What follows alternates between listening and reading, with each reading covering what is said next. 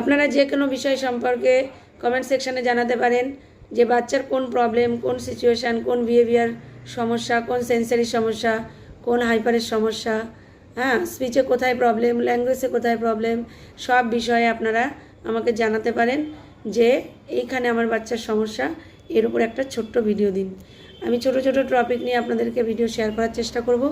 আমার সঙ্গে থাকুন, সাথে থাকুন। ওকে, তো আজকের মূল টপিক হবে বাচ্চাকে কি করে হ্যাঁ আর না শেখাবেন। এর উপরে অনেক ভিডিও এর আগেও শেয়ার করেছি, যারা যারা মিস করেছেন তারা আরেকবার শুনে নিন। কি করে বাচ্চাকে আপনি ইয়েস আর নো অর্থাৎ হ্যাঁ অথবা না শেখাবেন। অনেক বাচ্চা আছে যদি বলা হয় তুমি কি ভাত খেয়েছো, কিন্তু বাচ্চা বলতে পারে না সেই কথাটার মানে বুঝে যে হ্যাঁ খেয়েছি বা না খাইনি। তো এরকম বিষয়ে আমি অনেক সময় বাচ্চাদের মধ্যে দেখেছি যে ওরা মুখস্থ কিছু কথা বলে থাকে। তো আমি আপনাকে বলবো যে কিছু দুটো টেকনিক শেখাবো আপনাদের, সেই দুটো টেকনিক আজ থেকে ট্রাই করুন, দেখবেন খুব সহজেই আপনার বাচ্চাকে হ্যাঁ নার সিচুয়েশান বোঝাতে পারছেন।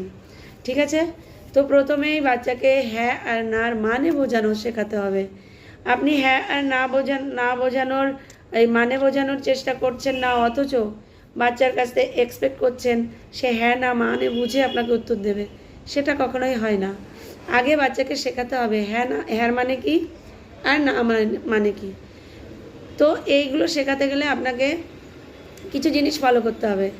যেমন ধরুন আপনি কিছু অবজেক্ট কার্ড নেবেন, যে অবজেক্ট কার্ডগুলো বাচ্চার খুব প্রিয়, খুব পছন্দের এবং যেগুলো খুব ভালো চিনতে পারে, এরকম কিছু অবজেক্ট কার্ড নেবেন।